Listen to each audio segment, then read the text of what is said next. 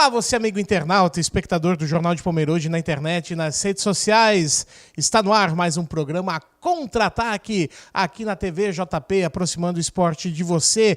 Toda sexta-feira a gente traz aí um bate-papo semanal com personalidades esportivas de Pomerode e também da região. Quero agradecer mais uma vez aí o carinho e a audiência de todos. Toda sexta-feira, o pessoal ligado aqui no Facebook do Jornal de Pomerode. Hoje voltamos a falar sobre futebol, a paixão nacional, o futebol aí que leva multidões para os estádios. Eu estou ao lado de um cara que já foi campeão da Copa do Brasil, é campeão sul-americano pela categoria de base da seleção brasileira, já disputou Libertadores, tem uma vasta história dentro do futebol e tem o orgulho e tem o prazer também de morar na cidade de Pomerode, e eu tenho o prazer de ser amigo dessa figura, meu amigo Rudinei Barbosa da Silva, ou mais conhecido como Zé Maria. Zé, obrigado pela sua presença aqui no programa Contra-Ataque.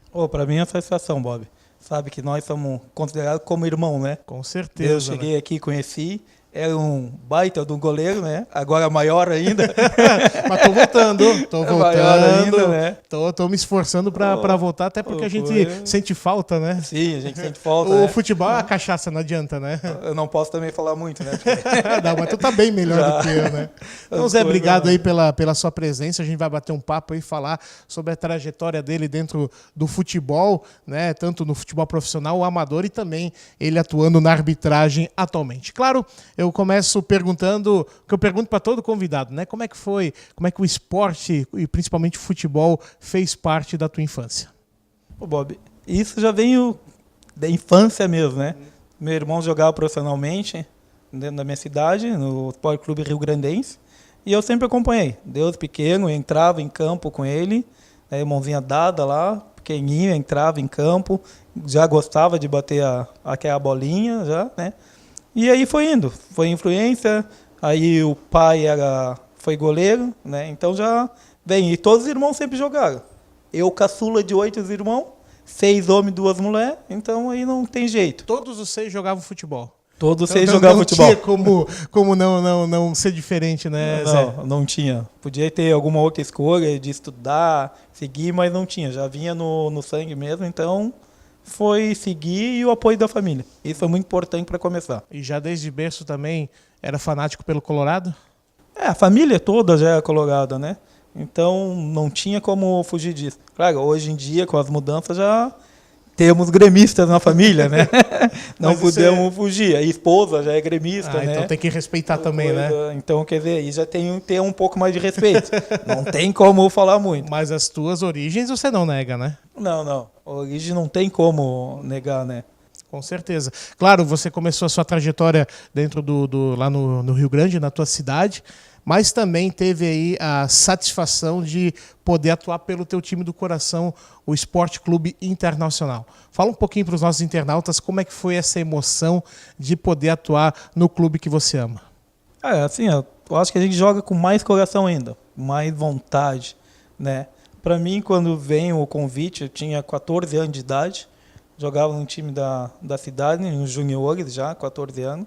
Só que para ir para o Inter, eu ia na categoria de base, era juvenil na época, compatível com a minha idade, né?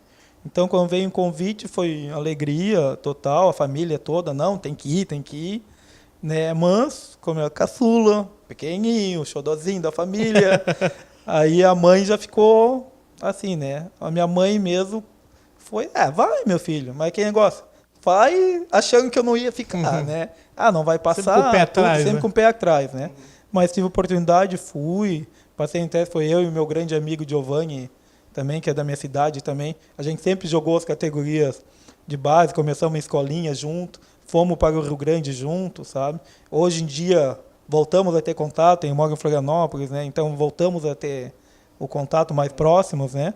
E assim, cara, aí nós fomos, o pai dele nos levou, né? Passamos no teste, aí era para nós ir, isso aí foi no meio do ano, era para nós ir, mas aquele negócio, né? Mãe é mãe. Voltamos para Rio Grande e minha mãe falou, primeiro acaba os estudos, e aí no início do ano que vem, aí tu tens a permissão para ir. E o clube aceitou de boa essa condição? O clube acertou de boa. Tanto assim, até hoje em dia a gente dá risada, né? naquela época não tinha negócio de comprar. O que o Inter fez a troca por mim e pelo Giovani? Ele deu um terno de camiseta para coisa e mais um jogo amistoso, que aí a renda seria para o Sport Clube Rio Grande. Então essa foi a moeda de troca por vocês dois terem ido pro Esporte Clube Internacional. Sim, que aquela época sabe que é difícil, não é igual hoje em dia que a pessoa está começando, já assina um contrato que vale 5, 6 anos, né? Coisa naquela época não era assim. Eu acho que para a família de vocês também foi um orgulho, né? Ter aí o caçula já num grande clube nacional, né? O clube que era da paixão de vocês. Como é que foi para os teus pais, para os teus irmãos também, ver você no Internacional? Foi uma satisfação enorme, até hoje em dia, né? E era uma responsabilidade, eu acho, para ti também, né? Não só responsabilidade, porque assim, eu sempre fui muito agarrado com a família, né? E com meus vizinhos.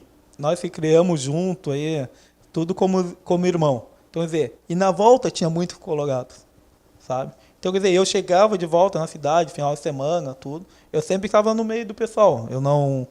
quem gosta, não, tem que ir, não. Era o ídolo da cidade, então, digamos. O meu bairro, né? Era o teu bairro, né? Aí o meu bairro, que o bairro tinha o Giovani, né? Ah, tá então, certo. Aí não, então dividia os holofotes nós dividia um pouquinho os dois, né? Então, quer dizer, eu chegava na cidade, sempre fui bem humilde nesse ponto. Aonde estava o pessoal, eu parava na esquina, ficava conversando, né? Que, não, vou ficar dentro de casa porque não vou falar mais com os amigos porque eu jogo num clube grande. Não. Isso sempre foi com o pé no chão. Mantendo a humildade sempre, né? Mantendo a humildade sempre. Tanto depois que eu parei de jogar, hoje em dia também sou bem visto dentro do meu bairro, bem visto dentro da cidade, sabe? Conheço todo mundo, então não tem essa importância. Isso que eu acho que é o mais importante, não perder as origens, né, Zé? Porque realmente é de lá que você veio. Eu acho que o que você é também se deve a essa educação que você teve, né? Sim, porque assim, eu acho assim, cara, eu passei por muitas coisas, sabe? Então, imagina se eu tivesse pisado em cima dessas pessoas na época que eu estava no auge. Quando eu chegasse na minha cidade, ninguém ia vir falar, todo mundo ia dizer assim, bem feito. Era isso mesmo que tinha que acontecer, porque nunca foi humilde, Ele nunca procurou isso, falou, ele procurou isso, né? Foi diferente, não sei o quê.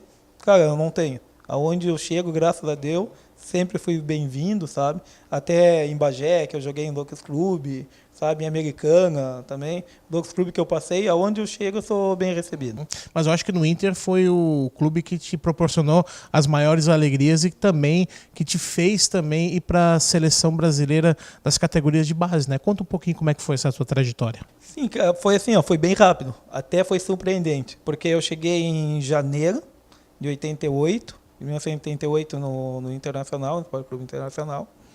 E já aí a gente disputou 2 campeonatos. E aí em março saía a convocação, a primeira convocação para Sub-15. Só que tinha jogadores na época lá muito mais antigos do que eu recém estava chegando. Por surpresa minha, era o Beretta, que era diretor das categorias de base na época, do Internacional, foi ex-jogador também, né, do Inter.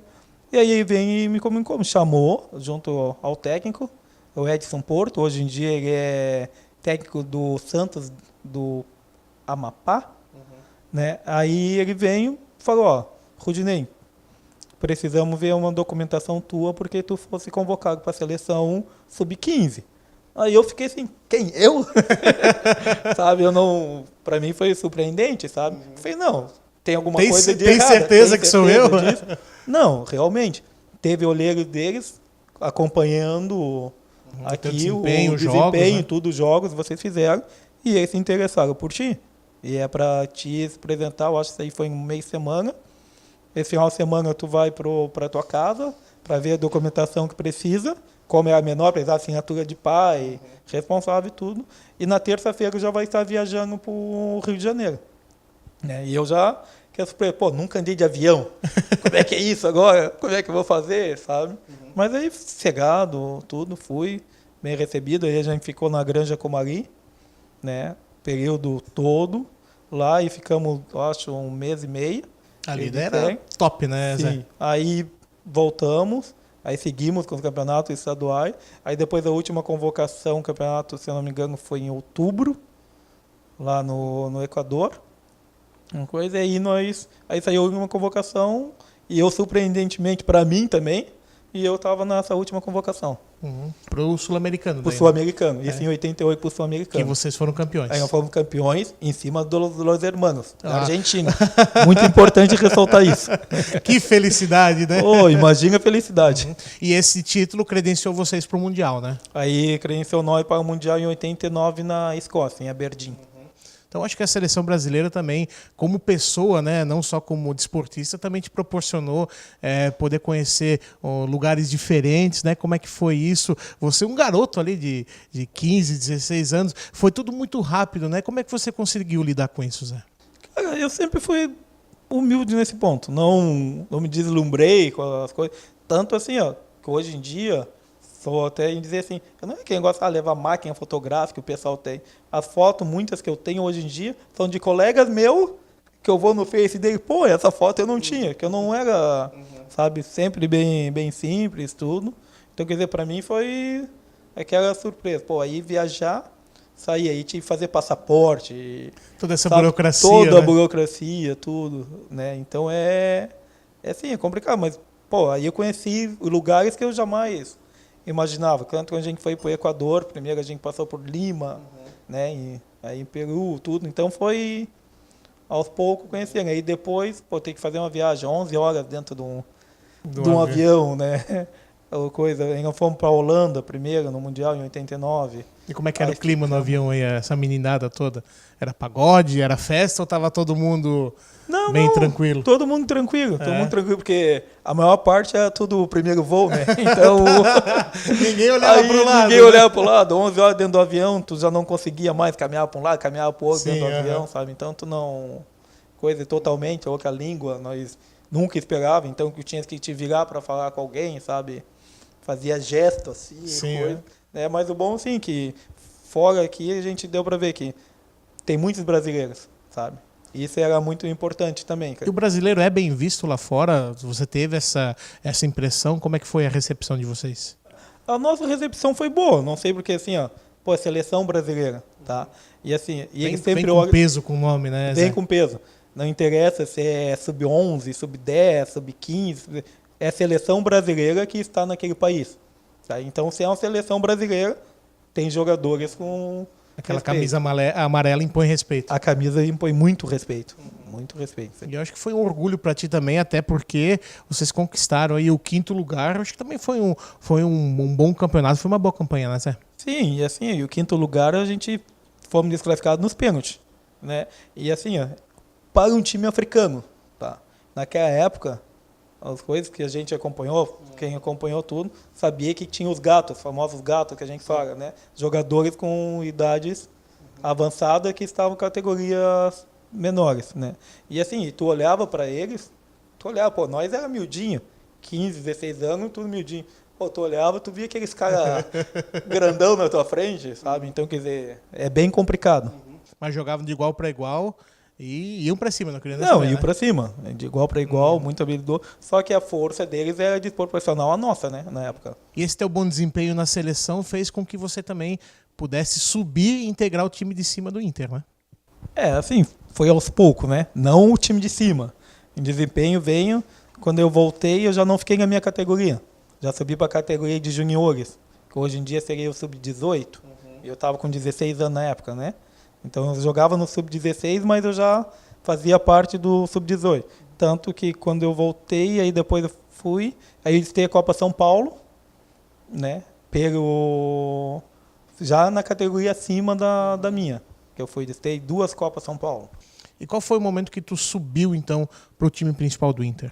Eu fiquei na época em 90, coisa aí que foi aquela trajetória. Tu subia, ficava, ia fazer alguns jogos com ele, mas ao mesmo tempo tu jogava a tua categoria de juniores, né? Aí chegou uma hora que, não, agora tu vai ficar aqui no profissional. Foi meados de 91, por aí. Aí que eu subi. Aí eu fiquei em 91, 92, integrando já os profissionais já, né, nessa época. Aí que a gente ganhou um pouco mais de experiência. E ganharam também títulos, né? Afinal, nesse meio tempo aí foram 2 gauchões, 91 e 92, e o título nacional da Copa do Brasil de 1992, 1-0 em cima do Fluminense, gol do Célio Silva. Como é que foi esse título? Conta um pouquinho aí como é que foi essa emoção de ter vencido a equipe do Fluminense, integrar essa equipe campeã nacional. Cara, assim, ó, foi muito bom, porque assim, eu precisava do grupo. Tá? Começo da Copa do Brasil, aí eu estava jogando, a gente vinha jogando começo da Copa do Brasil. Aí depois, no meio do ano, foi contratado o Maurício, que jogou no Botafogo, né, ponteiro direito. Aí eu vim para o banco, né? Mas ao mesmo tempo eu estava indo às partidas e integrando junto. Grupo, né? Eu estava no grupo, né? Só que as primeiras partidas quem jogou foi eu joguei a maior parte das primeiras fases. Aí só que aí depois foi indo sempre no grupo. Então aí o seu Antônio Lopes, né? Ele muito pegava, então, ó, um vão jogar o Gauchão, outro Copa do Brasil. Então foi indo naquele meio termo aí. Para fazer um rodízio, para fazer um rodízio de jogadores. Atuar, né? Exato. E daí vocês conquistaram o Gauchão também naquele ano, né? Conquistamos o Gauchão, né? Também. Né? Aí foi bicampeão gaúcho e também fomos campeão da Copa do Brasil. Tem alguma passagem que você se lembra daquele dia ou daquela experiência na Copa do Brasil? Cara, assim, ó, passagem assim, mais assim, eu acho assim, a vontade do pessoal, porque assim, ó, o que aconteceu? Chegou uma hora aí que nós estava feio, assim, sabe? O pessoal já estava meio desgastado, viagem, cansado. E isso a gente tem muito que valorizar. Coisa que eu sempre valorizei, o professor Antônio Lopes e a dona Célia, a esposa dele. Cara, pode ver, eu acho que até o pessoal do Vasco, o pessoal que trabalhou com ele, então, cara, ele reunia muito. Nós viajava, às vezes, e a dona Célia reunia as esposas para que contar, porque aí tu viaja direto. Então, para ter aquele contato. Então, o nosso grupo foi muito unido. Nós não tínhamos, vamos dizer, um grupo, nós tínhamos uma família, sabe? Eu acho que isso aí contou muito para chegar naquele título em 92. O extracampo realmente é fundamental, né, Zé? Sim, o extracampo é fundamental. E assim, cara, eu tenho tudo, assim, as coisas que eu falo muito, né? O professor Antônio Lopes, porque assim, ó, ele é uma pessoa que ele tratava todo mundo igual. Não interessava assim, o cara chegou, tinha aquele nome e tudo. Você tinha que falar com a pessoa, vinha, falava, sabe? Aí estava aí junto, o moleque chegava, dava orientações, sabe? Então eu acho que isso aí foi muito importante dentro da carreira. Depois de 92, campeão da Copa do Brasil, como é que foi a tua trajetória? Continuou no Inter? Qual foi aí os teus meandros? O que o mundo da bola lhe levou? Para onde é que o mundo da bola te levou, Zé? Cara, me levou a alçar voos muito altos, né? Tanto que em 93 eu disputei uma Libertadores pelo Inter. Infelizmente caímos fora na primeira fase, né? É que o nosso grupo também era um grupo assim, fraco, sabe? Era o América de Cali, o Nacional de Medellín e o Flamengo só. Tranquilo, sabe? Né? Era um grupo tranquilo. O América de Cali ainda tinha o Rincon, o Aristizábal, né? Nacional Medellín ainda tinha o goleiro, o Higuita. O Nacional de Medellín e o América, que na época era a base da seleção colombiana, né? E o Flamengo, pelo Flamengo, só tinha o Júnior Baiano, o Marcelinho, o Carioca. Gilmar Rinaldi. O Gilmar, sabe? Então, quer dizer assim, um timezinho básico, sabe? Cara, não desfavorecendo a nossa equipe, sabe? Claro. Mas só que assim, ó, nós achávamos que era uma coisa e foi outra totalmente. Nós não conseguimos pontuar em casa. Esse que foi o grande problema nosso. Nós fizemos 3 empates. Em casa a gente empatou, então esse foi a dificuldade. E uma competição como a Libertadores, vencer em casa é fundamental, né? Sim, isso é onde tu não pode perder ponto em casa, né? E ainda mais um grupo forte, tu não tem como pensar. Tu sabe que fora de casa para te buscar pontos, ainda mais na Colômbia com umas equipes que eram fortíssimas, era dificuldade demais. E a gente sabe que Libertadores não é um jogo, é uma guerra quando é fora de casa. Então, e naquela época era pior ainda, né? Não, naquela época não tinha jeito. Nós ficamos em Cali, as coisas, eu acho que os caras ficaram soltando foguete a noite toda na frente do hotel. E isso com policiamento e tudo. Então não é igual hoje em dia que o pessoal tenta ir, a polícia vem e já tira. Não. Naquela época eles ficavam mesmo, não estavam nem aí. Até porque a polícia não ia nem querer bater de frente, né, com os torcedores, né? Mas de qualquer maneira foi uma experiência legal. Sim, né? Não. A experiência, isso tu leva pra vida toda. Aí depois daí eu fui pro Rio Branco de Americana. Aí veio o Mazinho Loyola para o Internacional. E aí nós fomos com moeda de troca pro. Aí saiu eu, acho, Pinga na época e o Gilmar. Aí foi 3 jogadores para o Rio Branco da Americana. Olha lá. E lá também foi uma passagem legal, até porque você falava que chegou a ser vice-artilheiro do Paulistão numa passagem, né? Sim, para mim foi excelente. Quando eu cheguei até me adaptar, sabe, nós estava falando até fora do ar, né? Estava comentando, até me adaptar foi um pouco. O pessoal fala, mas de um estado para outro, a gente não vai se adaptar fora do país, coisa. Não, porque assim, o estilo era totalmente diferente naquela época. Pô, o gauchão a gente tinha que vir, marcava. Em São Paulo, meio atacante é meio atacante. Tu não vinha marcar naquela época. Hoje em dia, sim. Hoje em dia todo mundo marca. Porque se hoje em dia quem não marcar... Com certeza. Já fica complicado, né? Mas naquela época a gente tinha ainda um pouco disso. Né? Então, quer dizer, aí era o Cilinho, treinador, que foi treinador de São Paulo, que ele trabalhou com o Miller, com o Silas, né? Então ele tinha um estilo e eu não conseguia me adaptar ao estilo dele. Né? Tanto que eu fui, aí as 3 primeiras partidas, aí nós perdemos as 3 primeiras partidas do Campeonato Paulista em 94, aí foi mudado, o Cilinho saiu e assumiu o professor Sérgio Ramírez. Né? Uruguaio. Coisa. Põe uruguaio, bravo.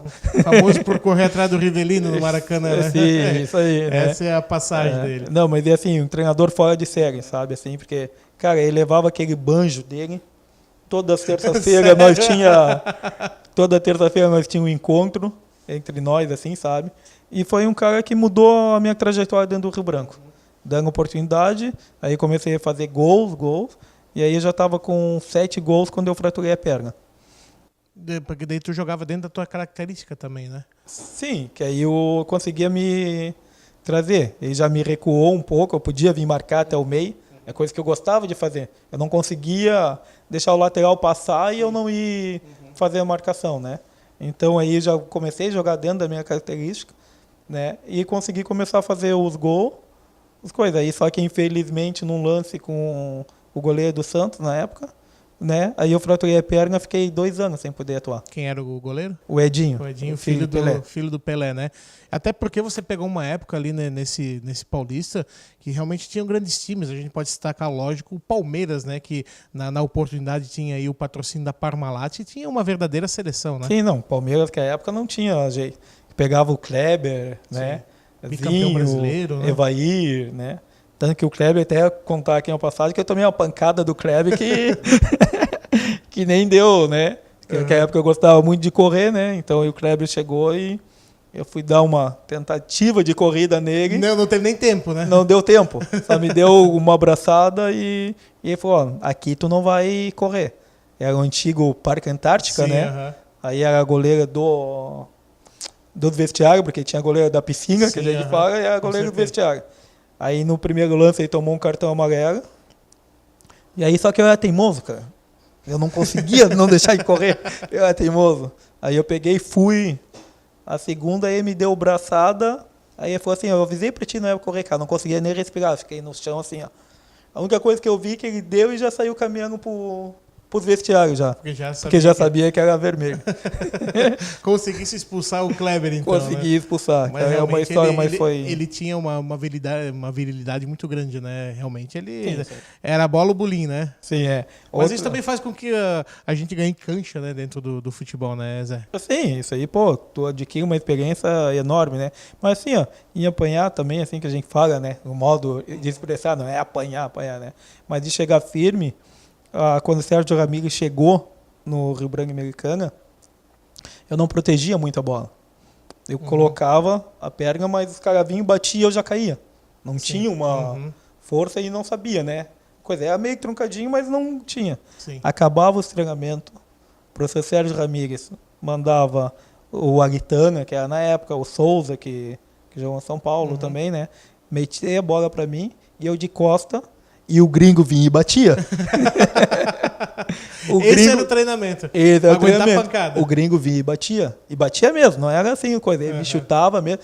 Segura, Luizinho, segura. Aquele sotaque gritando no ouvido, sabe? E ele mandava eu deixar cotovelo, coisa pra proteger, não em dar mais. Na maldade, lógico. Abrir o braço pra te proteger, tá? Aí eu aprendi muita coisa com ele. Muita coisa mesmo, sabe? E também, né, Zé, eu acho que propagar essas histórias é muito legal, mas eu acho que também tu teve a oportunidade de trabalhar com treinadores fantásticos, né, que também acrescentaram muito na tua carreira e também como pessoa, né? Sim, né? Porque assim, ó, cara, pra mim, treinadores passaram assim, eu consegui puxar um pouquinho de cada um. Eu trago, sabe, assim, as coisas. Porque assim, ó, eu tive, primeiro de tudo, seu Abílio dos Reis, descobridor de talentos dentro do Rio Grande do Sul. Tanto ele trabalhou no Inter como no Grêmio. Né? Então é fora de série. Sérgio Ramírez, quem eu estava falando. Homero Cavaleiro, na seleção. René Simões, na seleção. Vai vendo. Né? Vai vendo esse bonde aí. Né? O professor Antônio Lopes, que eu falei. Já comentávamos. Que já comentavam. Deixa eu ver se esqueci de... O Toquinho, que é pouco conhecido para cá, para a região, mas dentro do sul, do Rio Grande do Sul, que é a região em Rio Grande, Pelotas, sabe? Foi um jogador da Portuguesa de Esportes. Cara, sabe como ninguém. Tá? Os times lá, às vezes, estão... vai cair, não sei o quê. Chama o Toquinho que resolve. Né? Então, quer dizer... Era tipo como era um Carlinhos no Flamengo naquela época, né? Tava ruim, chamava o Carlinhos, botava lá pra resolver. Era mais ou menos isso? É mais ou menos isso aí. Só que assim, o Toquinho sabia falar contigo, te explicava certinho. Posicionamento, sabe? Mas eu acho que dentre esses, né, Zé, eu acho que trabalhar com o Eina Andrade, eu acho que foi uma satisfação tremenda poder ter ele como teu professor, um profundo conhecedor de futebol, né? Eu acho que realmente ele acrescentou muito na tua vida, né? Sim. Pô, o seu Eina Andrade aí, cara, teve treinamento lá que ele parava, ficava meia hora comigo. Rudinei, eu quero assim, sabe? Por quanto não acertava, não tinha jeito. Então, Zé, conta pra nós aí, pros nossos internautas, a história da passagem do Santa Cruz que vocês estavam perdendo e conta aí pro pessoal saber. Sim, foi tipo coisas de treinamento. Seu Eina Andrade, nós tínhamos uma jogada fixa já, que era com o Gil Baiano. A gente puxava o jogo lateral para dentro e o Gil Baiano enfiava essa bola para o cruzamento. Primeiro tempo todo, o Maurício não conseguia fazer essa jogada. Em vez dele fechar, ele jogava aberto, então ele não conseguia fazer a jogada. 1-0 para o Santa Cruz. Nós em cima, e não conseguia. 1-0 para o Santa Cruz e não tinha jeito.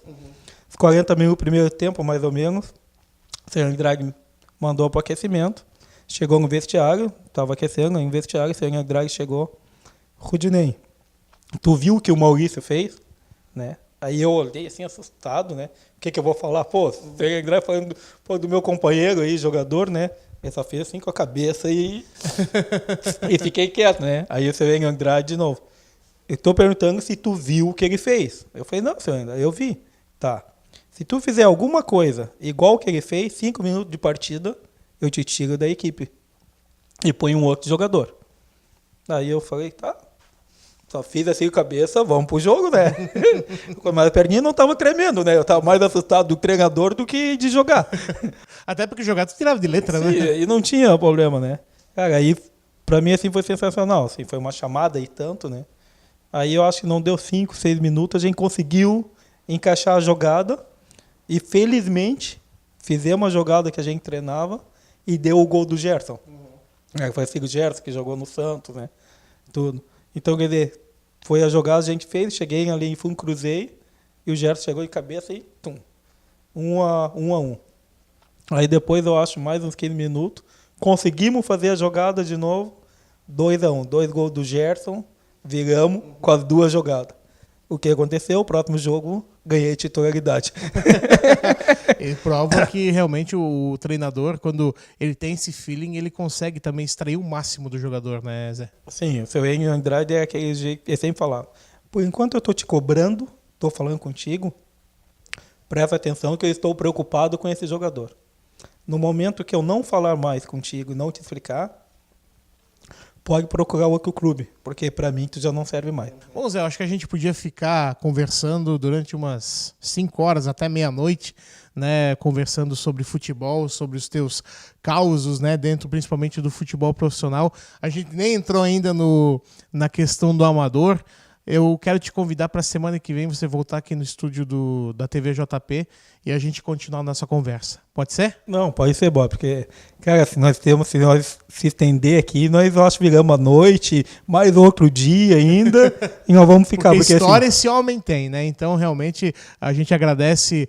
Semana que vem, então, a parte 2 da nossa entrevista. Combinado? Combinado, então, Bob. Beleza, obrigado mais uma vez. Eu que agradeço. Ao Zé Maria, né, nosso amigo também, ex-jogador do Internacional, Rio Branco de Americana e tantas outras equipes, né, por esse Brasil, né, contando aí sobre as suas histórias, as vivências dele dentro do futebol profissional. O programa Contra-Ataque, então volta semana que vem com o Zé Maria novamente falando aí sobre a nova fase dele, né, do futebol amador, a sua vinda para Pomerode, né, como ele virou árbitro também, né, tá do outro lado, realmente não é fácil, e como é que ele conseguiu se adaptar também a essa nova fase.